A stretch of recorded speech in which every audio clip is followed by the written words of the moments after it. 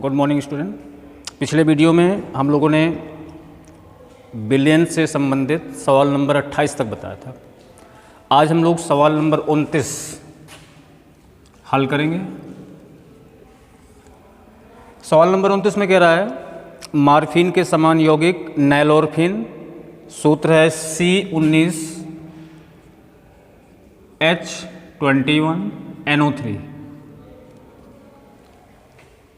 का उपयोग औषधि के रूप में नशे के दुष्प्रभावों के उपचार के लिए किया जाता है। इसके लिए मरीज को 1.5 मिलीग्राम मात्रा दी जाती है, यानी 1.5 मिलीग्राम ये मात्रा दी जाती है।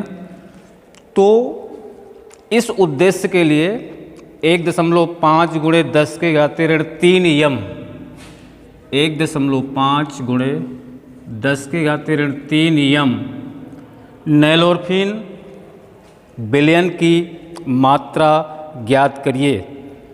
तो इसका अर्थ होता है कि 1000 ग्राम बिलियन में विलायक में नैलोरफिन के मोलों की संख्या बराबर 1.5 गुणे 10 के घाते ऋण 3 1.5 गुणे 10 के घाते ऋण 3 मोल। मोल का मतलब यन हमें पता हो गया। 1.5 गुणे 10 के घाते ऋण 3। अब हमें इसका अणुभार पता कर लेना है। C का होता है 12, 19 पार हो जाएगा गुणा। H का होता है 1, ये 21 बनेगा। N का होता है 14 और O का होता है 16। तो जब M इसका निकालेंगे तो आ जाएगा 311। तो हमें N पता है और ये M पता हो गया। M 311। तो अब यहाँ पर एक सूत्र होता है मोलों की संख्या बराबर भार बटे अणुभार। तो यहाँ से हम W निकाल लेंगे। मोल दिए हैं 1.5 गुणे 10 के घाते ऋण 3 बराबर W निकाल लेना है बटे अणुभार 311। इसका गुणा हो जाएगा तो W बराबर 1.5 गुणे 311, ये 10 के घाते 3 भी आ जाएगा। 1.5 गुणे 10 के घाते ऋण 3, ये गुणा करेंगे तो इसको गुणा करेंगे 15 एकम 15 की 5 हासिल 10, 15 एकम 15 और 10 25। तो पूरा कैलकुलेट करेंगे तो ये आ जाएगा 0.467 ग्राम। इसका मतलब ये हुआ कि 1000 ग्राम विलायक में नैलोरफिन की मात्रा बराबर 0.467 ग्राम। तो बिलियन की कुल मात्रा निकाल लीजिए। बिलियन की कुल मात्रा बनी 1000 ग्राम विलायक है और 0.467 ग्राम नैलोरफिन है। तो टोटल ये बना 1000.467 ग्राम। अब इतने पूरे बिलियन में नैलोरफिन की मात्रा इतने ग्राम, तो कहने का मतलब ये हुआ 0.467 ग्राम नैलोरफिन युक्त बिलियन की कुल मात्रा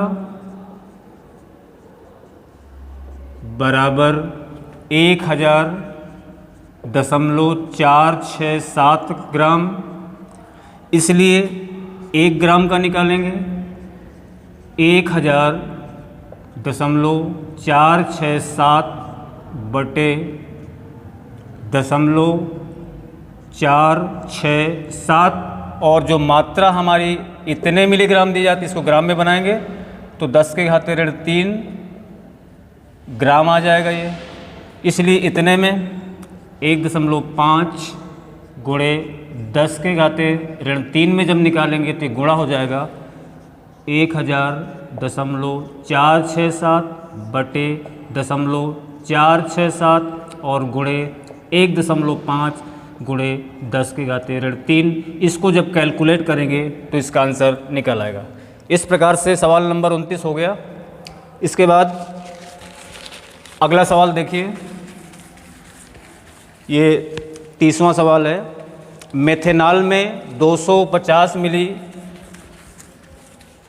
0.15 यम विलेन बनाने के लिए, तो इसमें दो चीज़ें दी हैं, आयतन दिया है और मोलरता दी है। यानी V बराबर 250 मिली और जो M है मोलरता दी है वो 0.15 विलेन बनाने के लिए बेंजोइक अम्ल की मात्रा की गणना करिए। तो बेंजोइक अम्ल का सूत्र होता है C6H5COOH। अब जब इसका अणुभार निकालेंगे तो C का होता है 12,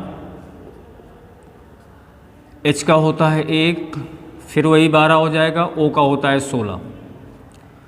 तो 12×72, 72 और 5 77, 1 78 और 12 इसका हो गया 90 और 32, यानी M बराबर निकल आया 122। तो W हमें निकालना है, चूँकि सिंबल यम दिया है तो इसके लिए मोलरता का सूत्र होता है, मोलरता बराबर W गुणे 1000 बटे विलेय का अणुभार गुणे आयतन मिली में।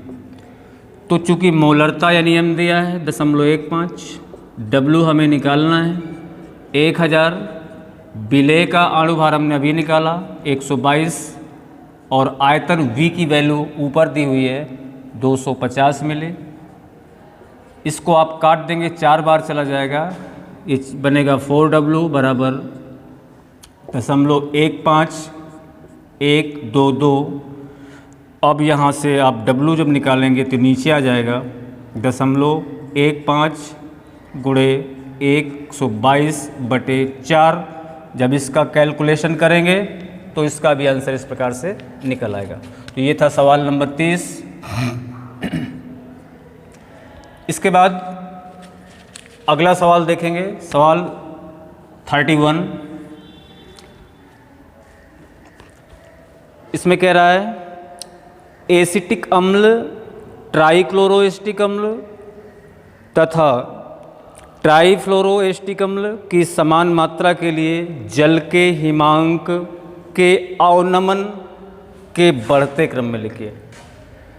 आपके पास एसिटिक अम्ल है CH3COOH, दूसरा ट्राइक्लोरोएसिटिक अम्ल है CH3CCl3COOH और ट्राइफ्लोरोएसिटिक अम्ल है CF3COOH। अब इस पे आपको हिमांक में अवनमन बताना है, तो इसके लिए हमें विद्युत ऋणात्मकता का क्रम जानना होगा। विद्युत ऋणात्मकता का बढ़ता क्रम। एक ट्रिक है, फ्रांकल ब्रिस्की से पागल होना सीखो। फ्रांकल ब्रिस्की से पागल होना सीखो। अगर ये ट्रिक याद हो जाएगा तो विद्युत ऋणात्मकता का घटता क्रम भी मिल जाएगा। फ्रांकल को हम लिखेंगे FONCL, ये 4 एलिमेंट मिल गए। ब्रिस्की को अगर हम लिखें तो BRSCI, ये भी 4 एलिमेंट मिल गए। से SE पागल, P होना, H सीखो SI। तो सबसे ज़्यादा फ्लोरीन की विद्युत ऋणात्मकता इसके बाद oxygen, nitrogen, chlorine, bromine, sulphur, carbon, iodine, इस तरह से घटता क्रम। हमारे पास हाइड्रोजन है, क्लोरीन है, फ्लोरीन है।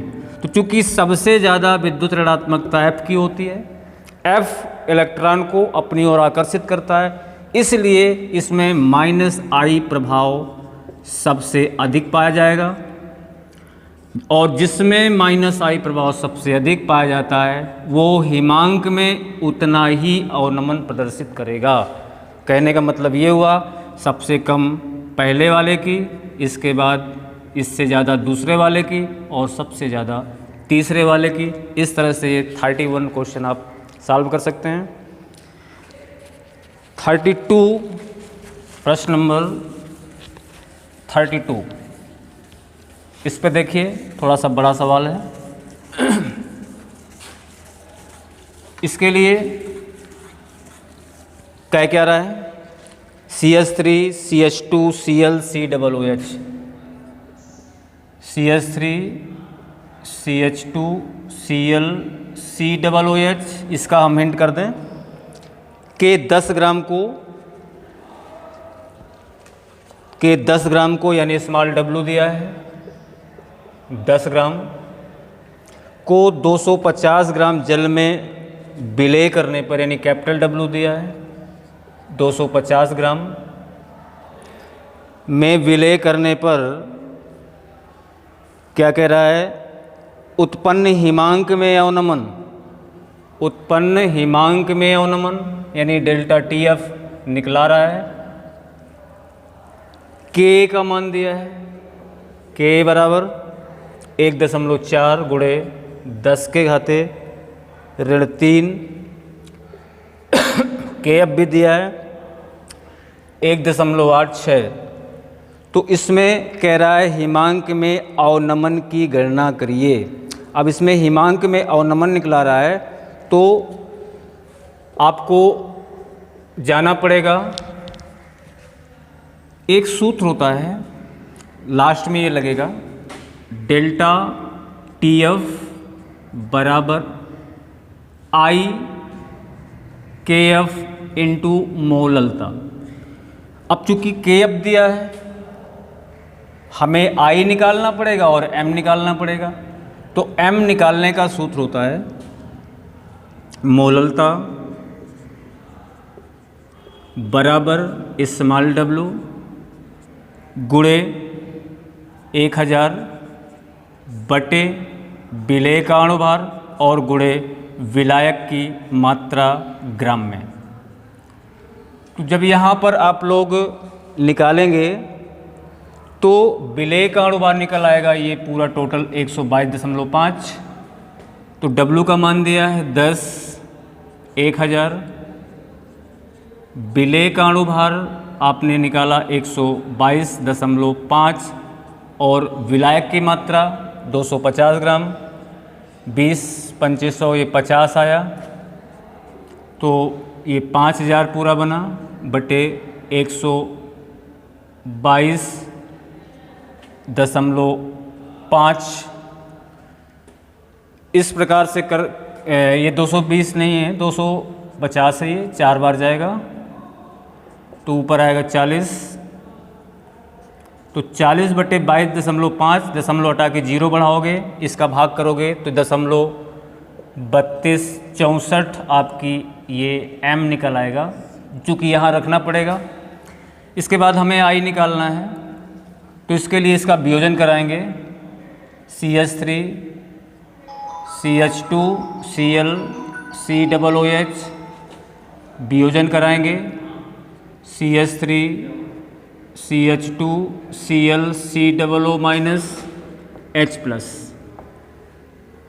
तो प्रारंभ में सांद्रण 1 मोल, प्रारंभ में कोई सिचुएशन नहीं बनती, तो प्रारंभ में जो सांद्रण है ये लिया गया। इसके बाद साम्य में सांद्रण, यहाँ से अगर अल्फा का वियोजन होता है तो C-अल्फा और यहाँ भी C-अल्फा। द्रव्य अनुपातिक क्रिया का नियम लगाएंगे तो C-अल्फा इंटू C-अल्फा बटे 1c1 माइनस अल्फ़ा। इसको और हल करेंगे, k बराबर c स्क्वायर अल्फ़ा स्क्वायर बटे c1 माइनस अल्फ़ा। c से c कैंसिल हो जाएगा। चूँकि अल्फ़ा का मान बहुत कम होता है इसलिए इसको छोड़ सकते हैं, तो ये सूत्र बनेगा k बराबर c अल्फ़ा स्क्वायर। अब यहाँ से हमें k का मान दिया है, k का मान दिया है 1.4 गुणे 10 के घाते ऋण 3 बराबर c हमने निकाला 0.3264 गुणे अल्फ़ा स्क्वायर। अब जब यहाँ से निकालेंगे 1.4 गुणे 10 के घाते ऋण 3 बटे 0.3264, यहाँ से आप अल्फ़ा का मान निकालेंगे। अब अल्फ़ा का मान निकल आएगा। आई का मान निकालने के लिए टोटल अणु यानी 1 minus alpha plus alpha upon total अणु 1। अल्फ़ा से अल्फ़ा ये कैंसिल हो गया, तो आई बराबर एक सूत्र बना 1 प्लस अल्फ़ा। यहाँ से आप अल्फ़ा का मान निकालेंगे, अल्फ़ा का मान जब निकल आएगा तो फिर यहाँ से आई का मान निकलेगा और लास्ट में डेल्टा टी एफ बराबर आई इंटू के एफ इंटू ई एम, इस सूत्र में रख करके डेल्टा टी एफ अर्थात हिमांक में अवनमन कंप्लीट हो जाएगा। Thank you.